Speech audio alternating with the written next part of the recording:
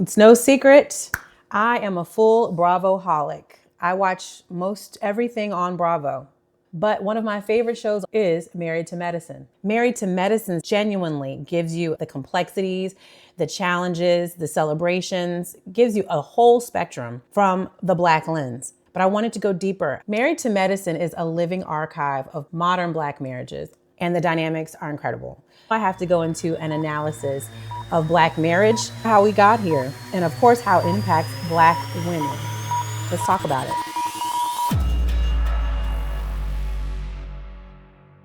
Oh, let's talk about Black marriages. Let's talk about Married to Medicine. I've been a fan of Married to Medicine since episode 1, scene 1. Honey, when I watched Mariah and Tacky Toya tussle around that swimming pool, oh no, I was hooked. I needed my popcorn, I needed my snacks. I was not playing around. I was a super fan from there. We're now 12 seasons into the show, and it's consistently gotten better, with the caveat that we've had some casting changes, we've had some drama, but for the most part, the core messaging around centering Black marriages, Black professionals in the city of Atlanta, you can't get away from that. That is the driving storyline for the show. So if you don't know, now you're about to know. I've got my notes. I wanted to break down the importance of Black marriages and how we've gotten here to why this show is even relevant on reality television and why it's a standout show. First of all, the cast are genuinely friends. It started off from Mariah Huq. I love Mariah Huq. She still remains an executive producer of the show, but she brought the show to Bravo. Her entire concept basically wanting to highlight the professional crowd within the city of Atlanta because there's so many prominent, professional, wealthy people in my city. And because they're friends offline, it made for an amazing dynamic once the camera started rolling. It's such a real life example of a core friend group. And that's why I think so many of us relate to the show in a way that we don't relate to other shows. It feels like home. It feels like watching your family members every season. You know these couples, you know this group. Secondly, all of the Black women on the show, even the housewives, are educated. Every single one of them. And you cannot beat that. They all have college degrees, if not doctorate degrees. Their husbands all have college degrees, if not doctorate degrees. No one's struggling financially. They seem relatively successful. Shawty, if you haven't watched Married to Medicine, I implore you to go all the way back to season 1, episode 1. It is a time. Binge, report back, because we're going to get into season 12. Let's go a little bit deeper. This is what Bravo may not ever talk about, but it's important to provide context to Black viewers that watch the show. I've got my notes. We're academics here as well. Let's go. Black marriage in the United States of America. Since chattel slavery, the United States of America, white people in particular, because they are the ruling colonial class, have always tried to prevent Black bodies from marriage. They have always tried to weaponize the Black family against one another and destroy any opportunity to have cohesion, marriage, or upward mobility. That's the American racist way. Since chattel slavery, since white colonists and white slave owners brought African bodies from all parts of Africa and forced us to build this country, free labor, they have never wanted us to stay united, connected, create families. There's been proof for over 400 years of the white man purposefully making tactful moves, laws, selling children, destroying Black bodies, castrating Black men, raping Black women, punishing if you ever fell in love, selling off the families. And this forced the enslaved to create their own subculture of family, celebrating, and of course, marriage, because there was marriages around and family before there was slavery, just different. We were in Africa. So the Black family unit has always been weaponized in the United States of America, thanks to white man. And Black love is ultimately an act of resistance. Now, Patricia Hill Collins writes in Black Feminist Thought, the Black family has always been a site of both resistance and extraction. So this is key because Black marriage in America was never designed to be protected. We've always had to fight for our love and our families. We were always considered property, right? We weren't even considered human. So post-emancipation, Reconstruction to the Great Migration, there was mimicry, and aspiration. Black communities actively built their own marital culture.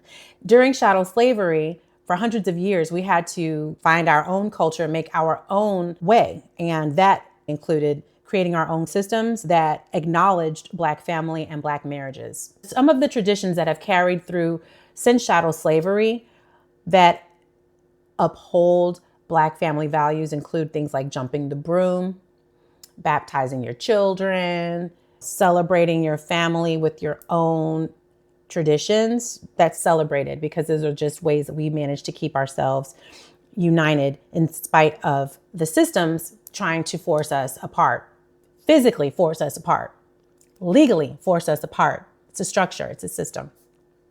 So, post-emancipation, the Black communities actively built their own marital culture, and we doubled down on what these cultural practices look like through Black churches, respectability politics, celebrating nuclear families in a traditional sense. And this was not just because we wanted to, but it was also a technique for survival. Because if you know the history of America, the white man has always tried to attack Black families. So you're stronger together than we are apart. During the talented 10th era, which is Du Bois, the Black middle class began to model marriage more like their white counterparts. So they started to model marriages more like the white bourgeoisie, with formal hierarchies and traditional patriarchal systemic examples. You know, the man is going to be the head of the household, the woman's supposed to be subordinate to the man. But sidebar, we know that that's never really been executed to the way that the ideal has been presented, because for the most part, Black women have always had to work. Were forced to work because the Black men could barely get a job. And, so two people were always working in some capacity. We never had the luxury of sitting around and being like kept women. That was such a rarity in a Black household. Be very clear about that. But everybody still aspired to be, for the most part, publicly respectable. There was a level of respectability politics that we started to push forth as the new normal, the new narrative. But this is where the problem starts, when we start acknowledging marital tropes, particularly in the Black community. Black marriage begins to perform this whiteness because whiteness is equated to safety. Performing whiteness is equated to upward mobility. Performing whiteness is equated to, I can't stress safety enough. Just leave us alone. If we pretend to uphold these respectable ways, maybe the white man won't come to my home and kill us. We're the good Negroes. We are the good Black people. Performing whiteness gives you access to more power. And during the Great Migration, Black families were disrupted again through more poverty, redlining, housing discrimination, structural forces that dismantled all of what Black families were trying to build. Every time we turn around in every course of history, there's always a new attack. And marriage doesn't always save us as Black people. You just get attacked now as a family, and you're still going to fight to keep your family together. During the Civil Rights era, we saw further attacks from policies and legal recourse for being married. Specifically, in 1965, there was the 1965 Moynihan Report, The Negro Family, the Case for National Action. And it blamed Black poverty specifically on the Black family structure. It pathologized that it was a matriarchal household and not really a cohesive household with both a man and a woman.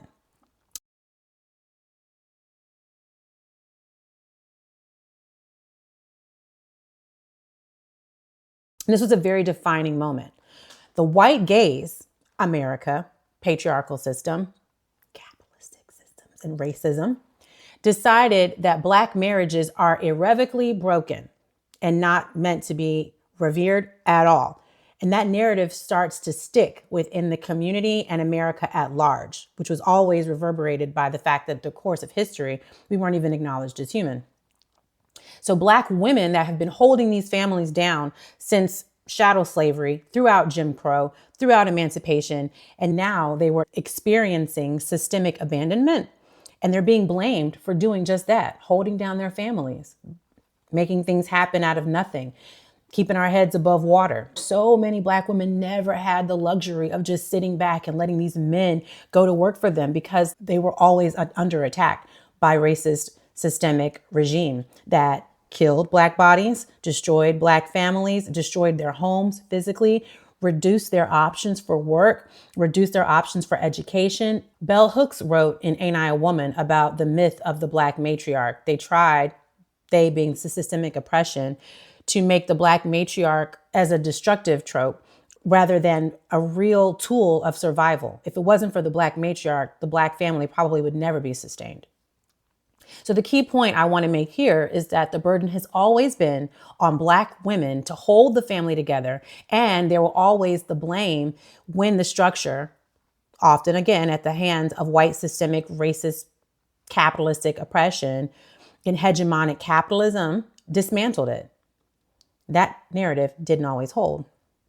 So let's talk about this white hegemonic capitalism and the marriage industrial complex. Marriage itself is a capitalist institution. If you take away the race, marriage essentially just gives women the rights to consolidate wealth, transfer property, or assign labor at the hands of their men, right?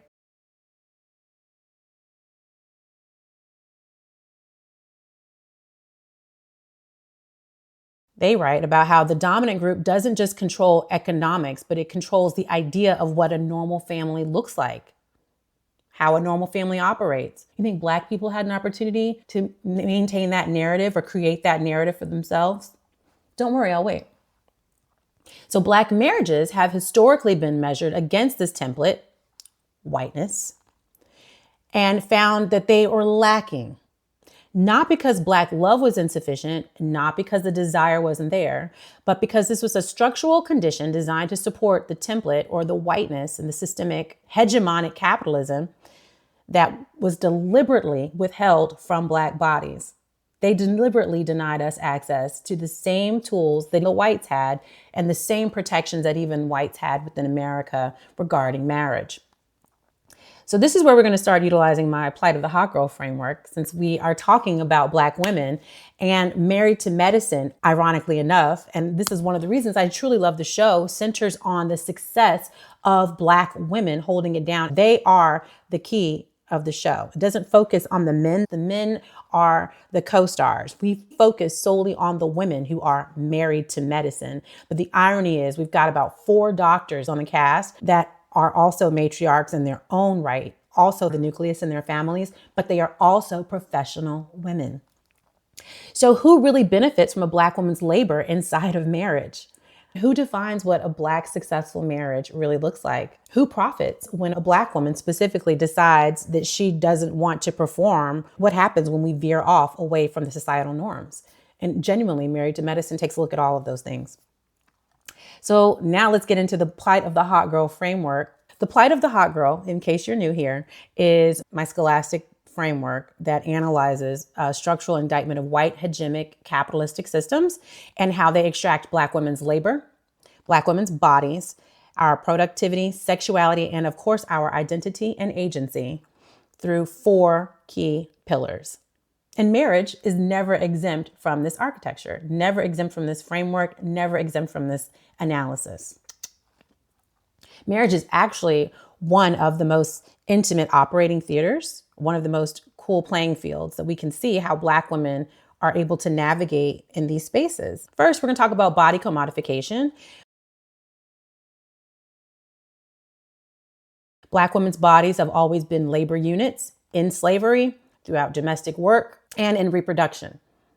And the 4th layer that we don't really talk about is, especially in modern times, Black women are holding it down from a professional standpoint as well, from their careers.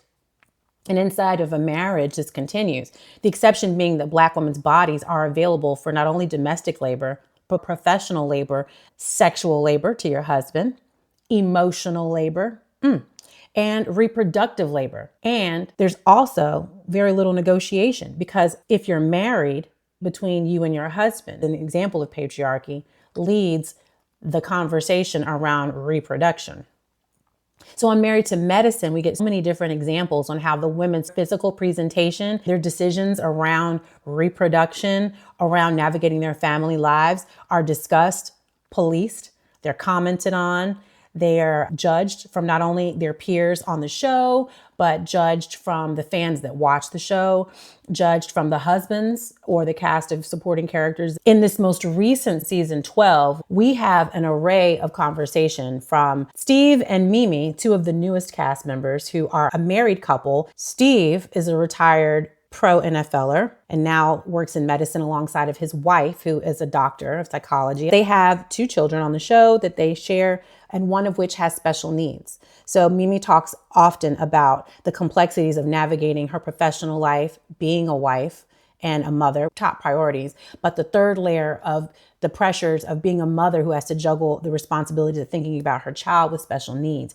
And on most reality shows, we don't really get a look at what that dynamic feels like for a Black family. More and more reality shows are being more comfortable with vulnerability around this topic, which is so niche, yet important because so many families have this struggle. But they're very honest about it. It's beautiful to see how they prioritize little Stevie, who is the child with the special needs, how they prioritize his needs alongside of their other child who is not special needs, but it's very difficult. They have to consider therapies. They have to consider environments, consider additional schooling, and the ultimate two factors that are grieving the life that the child that you had and the ideals for the child that you had. Ideals may not come to pass in the way that you once thought. That is a process in itself that these Black families have to navigate and this couple navigates.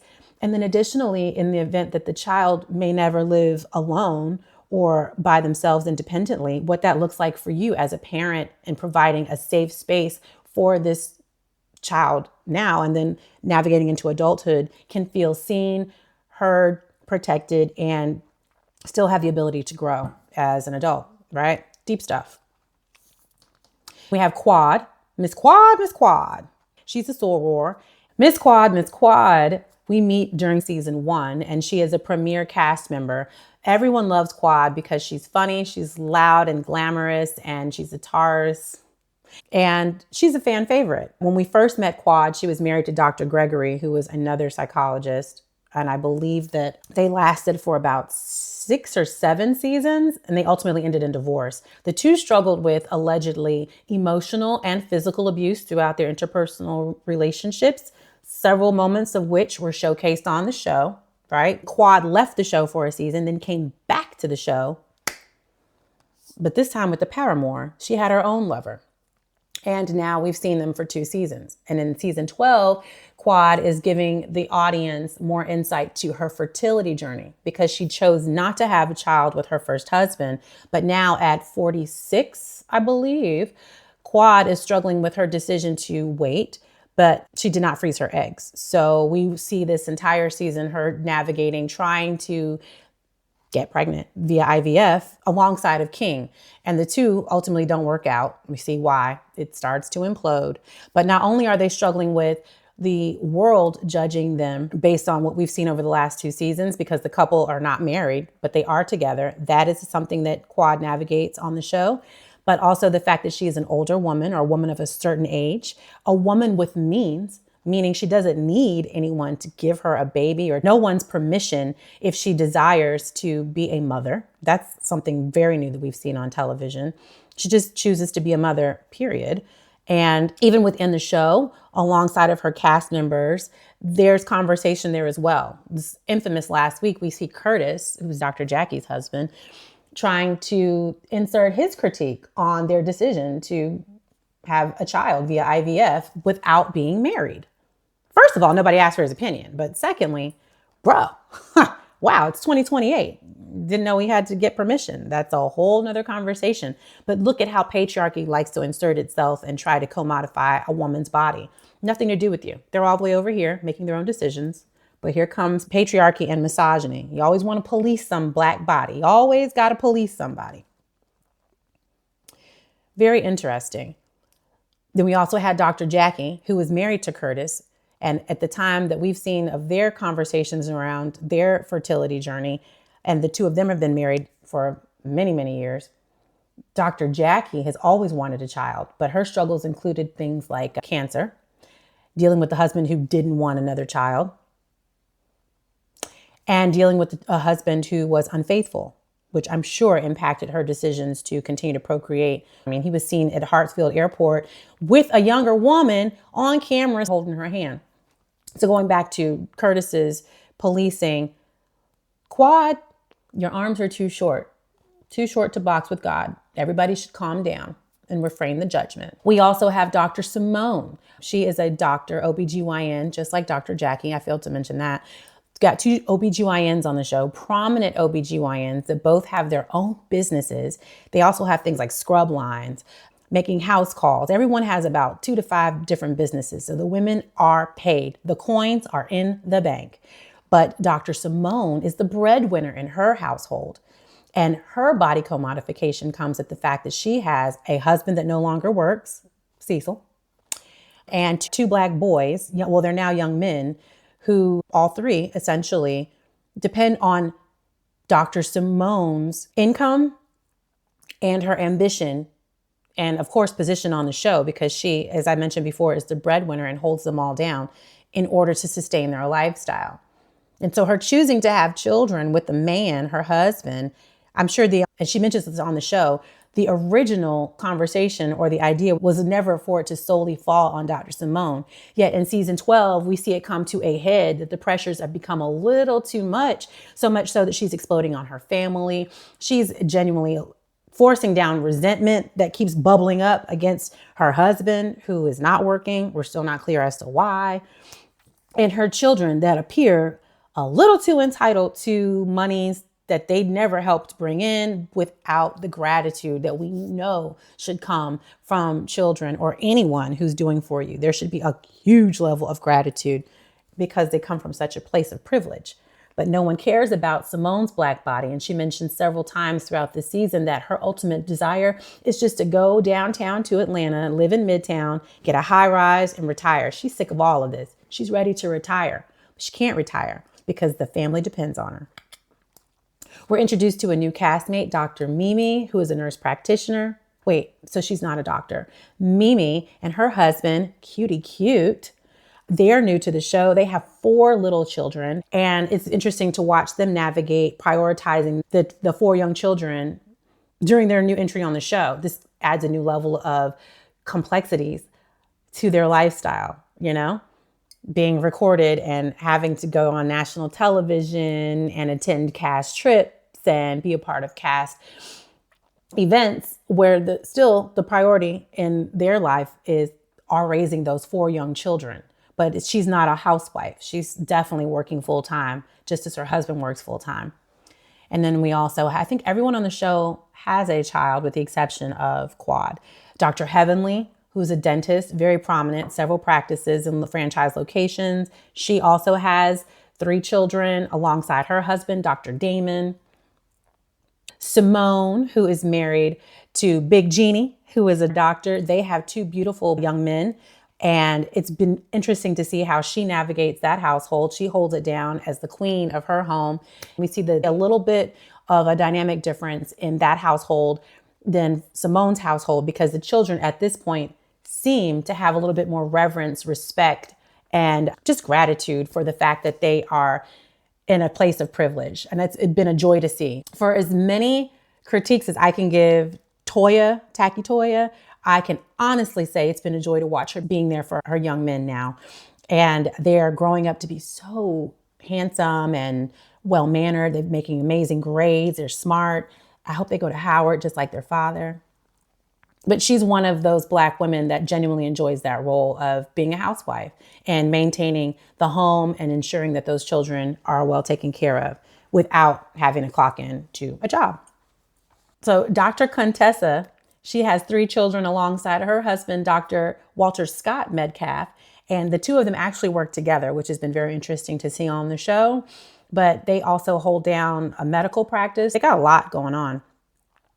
And Contessa has expressed frustrations as well, trying to navigate continuing her education. She's very, very intelligent and trying to continue thriving in her career while trying to be a mother and a wife. So many marital dynamics there, so many family dynamics to navigate there. And we also were introduced to a new cast member. Her name is Angel.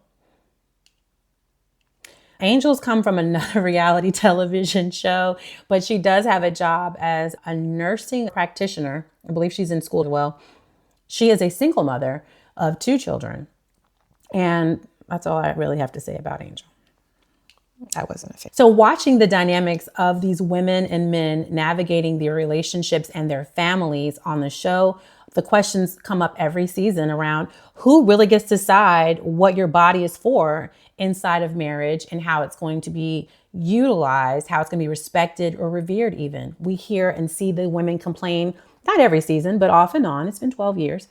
About lack of intimacy, desire for intimacy, frustrations around intimacy, because who really wants to be intimate if your partner is a cheater face and a liar face? Do you want to have more children? Why aren't you at home spending more time with your children? Why can't you be present as a mother and present in your business? It's a lot, but it's all surrounding what? Black women's bodies. And in marriage, the idea is it's not just your body, right? It's something that you would consider alongside of your husband. Or is it? So let's go into narrative control, which is another pillar of the framework within the plight of the hot girl. Who gets to tell the story around Black marriages? Historically, white sociologists, white media, white policymakers, white, get to tell us how Black marriages are permissible, are comfortable to navigate, and what is culturally appropriate. However, we're on television on a predominantly white network that is Bravo, and this is a solely Black cast. This is a cast that has no white people nowhere, right? Well, we used to have Carrie. If you go all the way back to like season 1, we were introduced to Carrie. Carrie was married to another white doctor. She was like a friend of the show, but the cast is a nuclear Black cast and has been for the most part since season 1, episode 1, and it's beautiful to see. But this Black show on a white network with a Black producer, Mariah Hawk, who still maintains production rights because the show was her original concept. But who controls the edits, right? Things to think about. We watch from a perspective of the audience. Are we getting the full perspective of what the dynamics are within a Black marriage, right? And do they always appear to be the most vulnerable, authentic, or accurate representations of what really goes on throughout people's marriages? For the most part, I would say yes. I actually think that Married to Medicine does an exceptional job of remaining true to giving you the real tea. And over the last few years, I would say about 4 or 5 years, with the exception of more and more reality stars hopping on social media, you get even more insight as to what really goes on inside of these marriages. So leaves less to the imagination, more to the conversation. But the story of Black marriages has been told through pathology. Married to Medicine, whether Bravo has intended this to happen or not, provides a counter narrative that Black marriages are complex, loving, and ultimately human. So I do thumbs up Married to Medicine on that regard. But the tension is that the show can't just focus on the good. We have to have the drama in order to keep the audience, in order to maintain the ratings. So alongside of the positives around the Black family, we see a lot of negatives too. We see the infidelities, the borderline divorces. We've seen reunion episodes where everyone is screaming, hollering, and cussing and fussing. It's a lot. So the question then becomes what marital pain gets to be amplified and highlighted as opposed to what does not. The narrative of Black marriage is rarely written by Black women for Black women's benefit, but Married to Medicine does its very best to give us a more accurate representation of what these Black women are thinking, feeling, and going through. And pillar number 3 within the framework, complicity as survival. Black women inside of marriage often participate in the structures that diminish us or them. I'm not a married woman. Because the alternative would be, brace for it, ladies, leaving, resisting, and naming. And that comes at enormous cost to patriarchal society. So you start tapping into respectability politics when you start thinking around why marriage can be a survival tool. In professional settings, think about how it is traditionally conceived as the most appropriate status symbol to be married, right? Within professional circles, particularly within that of medicine. People cling to the desire or the ability to be chosen, to be married, to just stay in their relationships at any given cost. The strong Black woman trope is often weaponized within these systems, particularly, and we see it on the show, because it seems like these Black women can handle anything and very little is asked of the system to make changes. But more and more emphasis is placed on the Black women. If they find fault, complaint, they want to raise their hand and get off the hamster ride, they were able to twist the attack on the Black woman as an individual, as opposed to the systems that would cause her to be frustrated, burnt out, ready to give up, ready to get divorced. So yeah, you don't want to break up your family. You don't want to have a broken home. You don't want to have to remarry, start over. Sometimes you'd rather just eat that, just so you could say, my husband, my husband. Where have we seen that before? And one of the most infamous examples of this I'm mentioning is Dr. Simone. Oh, season 12, it came to such a clear head because Dr. Simone, she clearly has been frustrated with the fact that she's demanded through society and her internal household pressures to stay married at any cost. Her girlfriends and the nuclear cast of the show, when she tried to leave her husband years ago, everyone was rallying around him to stay together, keep it together, stay together. What you gonna do? You can't leave your husband. Simone's been wanting to leave her husband. Simone has been screaming that I feel undervalued, underappreciated, overworked. This laborious lifestyle that we've created on my back is burning me out. I want off this train. And in season 12, it came to a head when she's screaming at her family in a moment of frustration because she can't hold it in anymore. There is a labor or an act of labor in maintaining a marriage, particularly for Black women. And I loved that Simone was honest about it, but it gave the audience insight as to, well, who's not being the most honest? And I think that this season, amongst all the other seasons, gives us a clear view as to a lot of these marriages are not the most enviable. But in general, what do Black women get out of being married, being attached to a man, being made to hold everything down without reciprocity? Or what is the reciprocity? But complicity isn't necessarily a weakness. It's just survival. And some of these women are doing their very best to stay in the game at all costs. They want to keep their marriages because the alternative would be a little too much. That's like not surviving. Let them tell it. It's the opposite of survival. And lastly, the erasure of agency, which is the fourth pillar of the framework. And here on this show, who inside of a Black marriage is allowed to have needs? Who is allowed to change? Who is allowed to grow and to leave? And there is an emotional labor gap. We see this in several marriages, not just Dr. Simone's example. We see this in Heavenly. Definitely Dr. Jackie crushed her emotional labor down so much that she's almost mute the last two seasons. We don't know anything about her relationship with Curtis outside of the fact that she decided to stay, although Curtis embarrassed her publicly on a national stage by taking his mistress to the airport and flaunting her. Okay? Jeepers creepers. Within the emotional labor gap, studies consistently show that Black women carry a disproportionate amount of emotional labor in partnerships. And that's a hard stop across all of these marriages. On Married to Medicine, these women are managing careers, their household, friendships, side business, charity events. Come on, Med Gala. And they have to keep the emotional temperature of their marriages under control because you don't want the alternative, which would be divorce, because that's not complicity of survival. And that's a lot of pressure. It seems like you're in control, but are you really in control? Where is your agency? The husbands in this season, particularly the majority, are very reactive as opposed to proactive. And the wives are structurally sound. They are the ones holding it down in the majority of these relationships.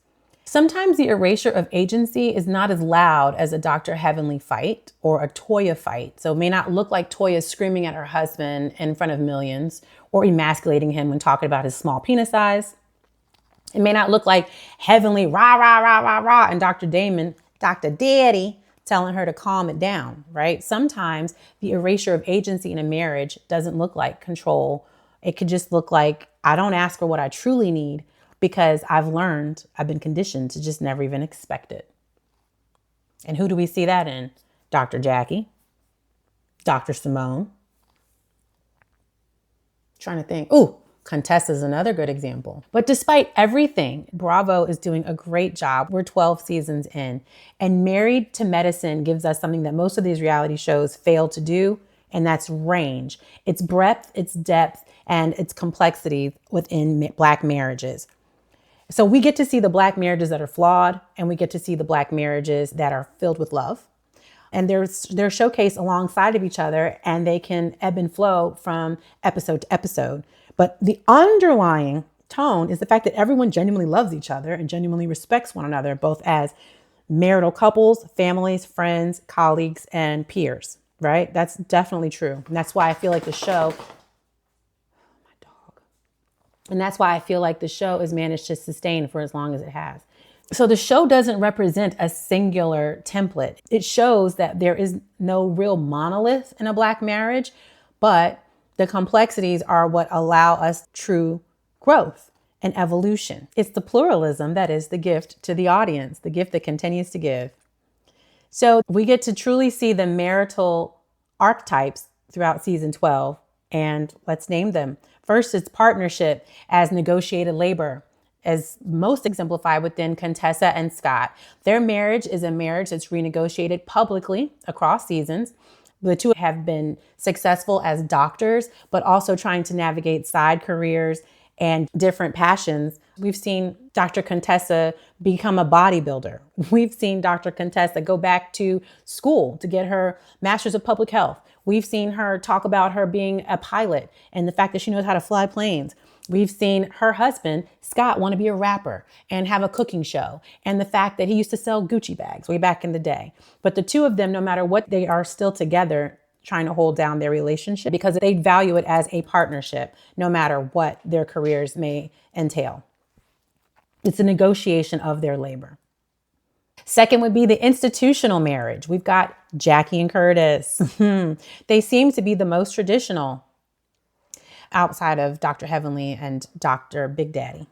Damon will come back. But Dr. Jackie and her husband Curtis, they love to steep themselves up on the traditional trope. They are still together in spite of infidelities. They have a legacy marriage. Curtis talks often about his faith now. I know, big cheating Curtis. Jackie's very, very, very protective over her public persona.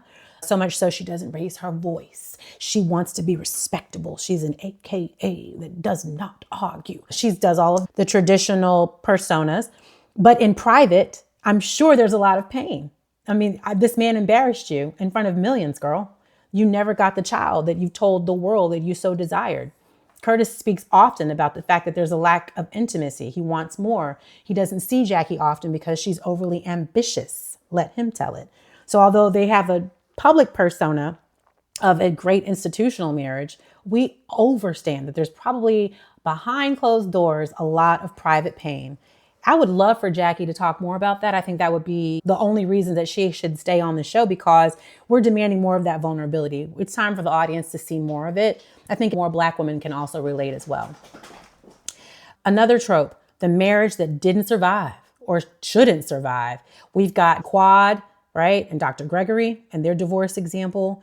And now Ms. Quad and King, he's not a doctor, but the two of them are no longer together. And then Simone and Cecil. And what that trope shows is what happens when a long marriage should end, but doesn't. Or when a marriage does end. What is the narrative? What is the trope? That ending isn't often seen on this show, but sometimes it's necessary. Which brings us to another trope, the marriage adjacent. Miss Quad, again, in her post-divorce journey with King, as I just mentioned, she's now struggling with IVF, navigating spaces as a single woman amongst her peers that are all married in the show, and making decisions on her own as a woman of means. Does she even need a man? Do you need to be married? That is the trope. I think it's giving new insight as to what Black women's partnership can look like in modern times, or Black women's lack of partnership in modern times. The last marital archetype that we see is the new energy of the new relationships. We saw it a couple of seasons ago with Dr. Gregory and Sweet Tea, and that wasn't a great hit with the audience. I was not a fan of Sweet Tea and Dr. Gregory, but I do like the new marital energy that we're seeing from Dr. Mimi and Steve. And of course, Brandy Milton and her husband, Shamar. Oh, cutie, cute, cute, right? We get to see their dynamic, especially in this season, because Steve has stepped into the spotlight, especially over the last couple of episodes, standing up for his wife, holding his own amongst the men, and being a supportive husband alongside of his wife when raising their children. With Brandy and Shamar, we see him prioritize raising their small children alongside the complexities of being on a reality show and running their businesses, being professionals in their career. They hold each other accountable publicly, right? Not just privately, and it's a joy to see. So Married to Medicine is not just good reality TV. Don't take my word for it. Check it out for yourself. But it's actually one of the most sustained visual archives that we have of Black marriages in modern times as they navigate the ins and outs of American capitalism, patriarchy, hegemony, and systemic oppression. They're juggling medicine, professional growth, ambition, faith, friendship, and then the weight of being seen and judged on reality television. This is one reality show that I continue watching because the semblance of agency that we do see, they don't let the systems tell you what Black marriages should be. They show you in real time. So before I go, I want to give you my take. I'm Team Steve and Dr. Mimi. I felt like Toya was insufferable this season. Toya and Dr. Heavenly are the same, just in different fonts, right? For everyone that can't stand Dr. Heavenly because she's too loud, she's too aggressive, she's too rude, and she's too messy, I'll give all 4 of those points to your girl, Tacky Toya, who I actually like. I like both of them. But for this season, for whatever reason, the dynamic between the two of them has gotten out of control. Toya has become insufferable again. She's always had a history of falling in and out with her cast members. But this season, she and her husband, the two of them together, oh my gosh, yuck. I did not like the way that Toya has been nasty to Mimi this entire season. And I genuinely feel like maybe off camera, the two of them, because they knew that they had made a huge misstep on public television, just like they had season 1 or many seasons before, they must have had like a conversation where the two of them were like, we need to have a united front, a stronger united front. And I, Big Genie, am going to take the lead and I'm going to show up for you. I'm going to be overly aggressive and overly defensive around my wife. It did not make for great television. It actually made them seem more combative, petty, and ridiculous for the remaining episodes of the season. I thought that the decision for them to lead the cast trip was poor. I was so uninterested with that couples trip. And then for the Med Gala, the fact that Toya was in charge and refused to be cooperative, communicative, or even transparent as to what she was going to do with all of the monies as the leader, horrible look. At the end of the Met Gala, she and her husband, Big Genie, tried to play Steve and Mimi at the door. Now, if you're unfamiliar with how galas work, typically those that buy a table, that usually includes a series of tickets, just like if you were to go to a club and you bought a section. Same concept, peace pipe, crack pipe. But whoever buys the table and has those tickets in their names, they can choose to invite guests. And those guests don't have to pay an additional fee. That is the entry fee. It's not rocket science. Toya and Big Genie purposefully chose to be petty boots because they were frustrated that Steve and Mimi called them out 2 episodes before for being disorganized, not transparent, messy, and hinting that this gala was going to be a huge flop. It wasn't that big of a flop, but it wasn't that big of a success either. And so at the door, they went out of their way to try to embarrass Steve and his wife, Dr. Mimi. I saw it, I clocked it, I hated it. So I'm excited about this reunion because I do want Steve and Mimi to call the two of them out on their piss poor behavior. Absolutely. Absolutely. Not to mention that Steve was one of the largest spenders, allegedly, on the previous Med Gala, allegedly donating almost $5,000 last year. And he made mention in the show, I could buy all this art off the wall. So you really want to needle me about a $300 ticket entry fee, as opposed to letting me in on the table that I'm telling you that I'm going to sit with Dr. Jackie and just let me roll on and be a better service to these students who you claim you want to help. Nope. Toya and Big Genie wanted to double down, and they looked a mess. They looked foolish, if you ask me. They probably lost out on a better opportunity to get more money.